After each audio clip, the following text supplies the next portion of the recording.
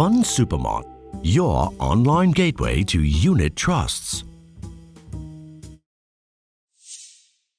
Hi Dennis. Asian equities have experienced significant volatility in recent months. Do you think financial markets have responded appropriately to the current macroeconomic environment? Yeah, certainly financial markets have been in a quite a bit difficult environment over the last few months, emanating from around late Q3 last year.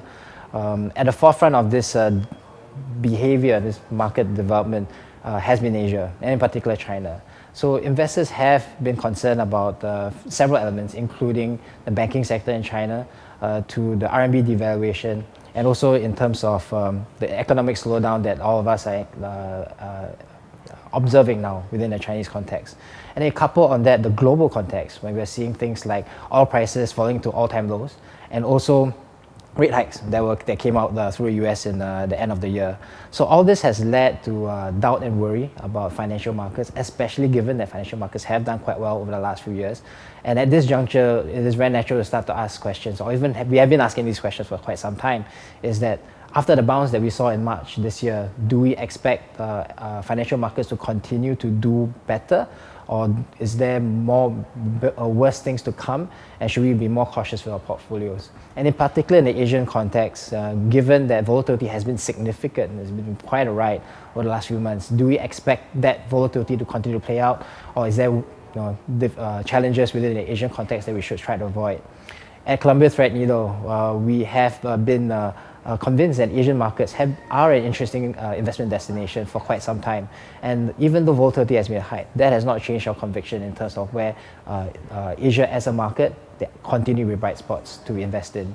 So what we're trying to convince our investors is that not to look at Asia as one investment destination. So market beta is not something that you want to participate through just purely, rather investment returns are not something you want to participate through market beta alone, but rather you want to be a careful and astute investor to choose companies that are likely to outperform even through difficult times. And we do look at various parameters to be able to deliver that outperformance outcome over the medium and longer term.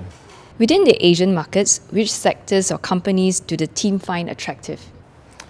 Well, in light of this less aggressive growth pace, and a less investment-led growth pace, in particular in China, where China is now trying to gear more towards a consumption-led economy.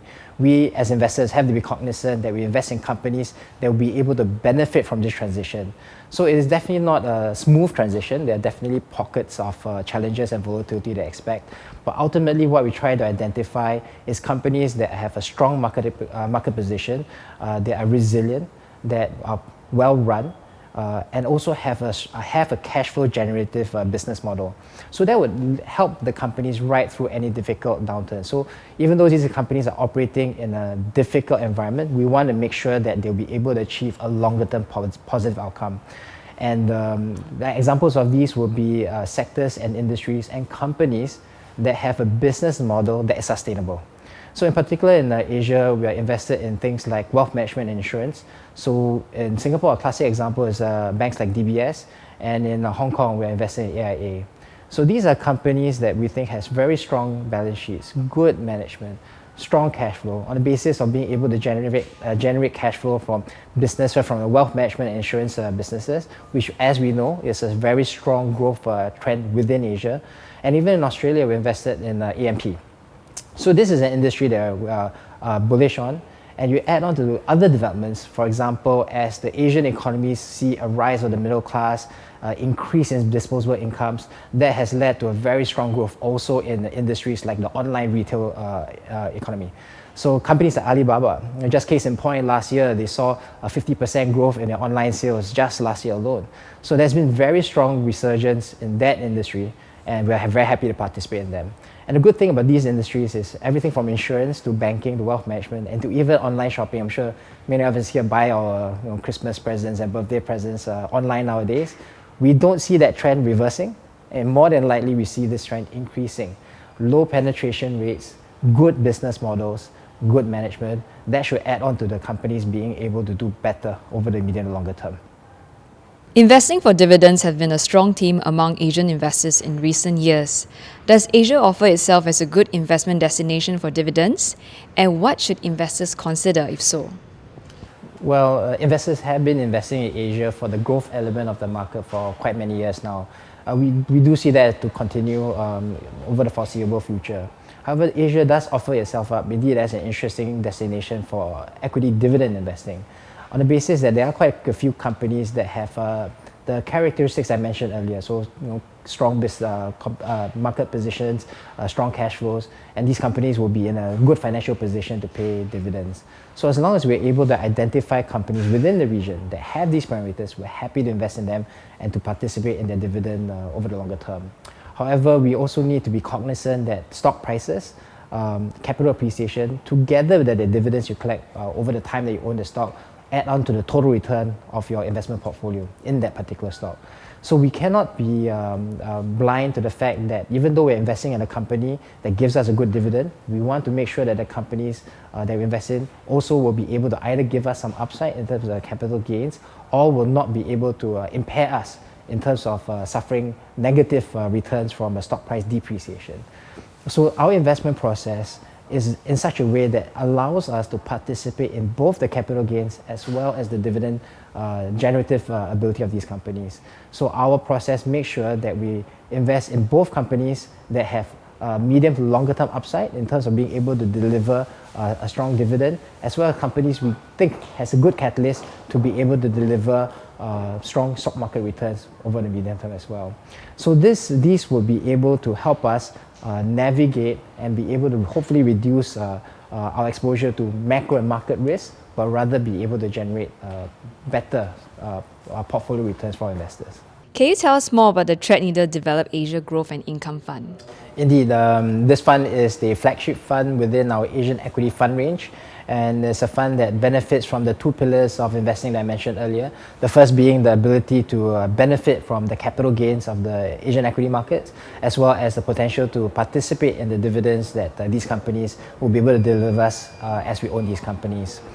This is a process that we think allows the fund to have high longevity, meaning it could potentially be a fund that most investors will be able to participate in the Asian equity markets to benefit from the two parts of investing that most of us want to be able to participate in, meaning total return delivered from both capital gains as well as dividend income. How the fund invests to be able to deliver this outcome is by investing in the Asian markets of primarily Singapore, Hong Kong, and Australia. And also on the off-benchmark position, we can opportunistically invest within the region, and in particular now we invest in China. The reason why we do this is because Singapore and Australia offer up themselves as very good investment destinations from a dividend yield perspective, because there are companies out there that have very strong cash flow, good positioning, strong assets, and have a good capital discipline to pay that dividend, and we're happy to own them. And given that our investors also want total return, we know that capital gains is important. That's where Hong Kong and China come in particular China in this current context. Given the volatility that we've seen over the last few months, it has been challenging for investors because stock prices have whipsawed down over a relatively short period of time. However, that has created an interesting entry point for us because valuations have naturally cooled. And therefore, if the company is sound, strong fundamentals, and we think will grow over the medium to longer term, we will be able to benefit by buying these companies at relatively cheaper prices. However, we know that going through such an environment can be challenging.